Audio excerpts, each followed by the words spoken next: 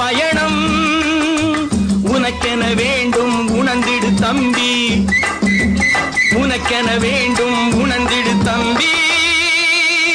உழைத்திட வேண்டும் கைகளை நம்பி. எத்தனை பெரிய மனிதனுக்கு எத்தனை சிறிய மனம் இருக்கு, எத்தனை சிறிய பறவைக்கு எத்தனை பெரிய அறிவிருக்கு.